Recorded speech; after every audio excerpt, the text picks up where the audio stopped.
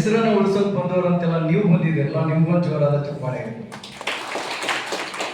ಅಪ್ಪನ ಹೆಸರು ಹೇಳ್ಕೊಂಡು ಬಂದವ್ರಿಗೂ ಅಪ್ಪನ ಹೆಸರು ಉಳಿಸೋರ್ಗೂ ಬಹಳ ವ್ಯತ್ಯಾಸ ಇದೆ.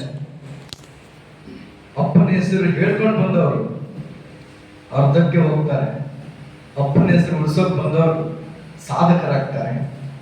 ಆ ಸಾಧನೆಗೆ ಎಲ್ರಿಗೂ ಒಬ್ಬರು ಬೇಕಾಗ್ತಾರೆ. ಅದಕ್ಕೆ ಯಾರು ಹೇಳಿದ್ರ ಸ್ವಲ್ಪ ಮಧ್ಯಾಹ್ನ ಆಗಿದೆ, ಕೊನೆಗೆ ಪಾಪ ಇಬ್ಬರು ಕುಂತಾರ, ಮೇಡಮ್ ಅವ್ರ ಸ್ಟೂಡೆಂಟ್ಸ್ ಅದಾರ, ನನಗೆ ಗೊತ್ತಿಲ್ಲ, ಅವ್ರಿಗೂ ನಾನು ಮಾತು ಕೇಳಾಕತ್ತಾವ ಅಂತ ನಾನು ಭಾವಿಸ್ತೇನೆ. ಎಸ್, ಯಾವಾಗ ಹೇಳಿದ್ರಂತೆ ತರ್ತಿ ಬಡ ಯಾ ಸಾಪ್ ಬಡ, ಏನ್ರಿ ಸರ್ ತೆಲುಗಿರಿ ಕೆಟ್ಟದನ್ನ ಅನ್ನಕ್ಕೆ ಹೋಗ್ಬೇಡ.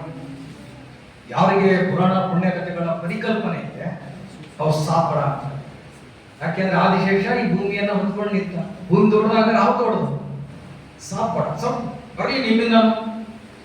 ಸಾಪ್ ಬಡ तो ಶಿವ का गले में क्यों पड़ा? अरे ಹೌದ್ರಿ ಸರ್, ಹಾವು ದೊಡ್ಡದು ಅಂತ ಹೇಳ್ತೀರಿ, ಶೃಂಖಲ ಹಾಕ್ಬಿಟ್ಟು तो ಶಿವ ಬಡ. ಶಿವ बड़ा तो हिमालय में क्यों खड़ा? तो हिमालय बड़ा तो हनुमान के हाथ में क्यों पड़ा? तो हनुमान बड़ा. हनुमान बड़ा तो राम के पाँव में क्यों पड़ा? तो राम बड़ा. राम बड़ा तो आचार्य के पाँव में क्यों पड़ा? तो आचार्य बड़ा.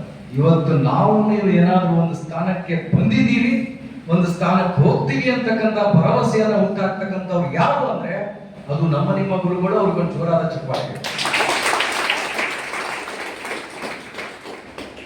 ಆಗ್ಲೇಸಿದೆ ಸರ್, ಹೌದಾ?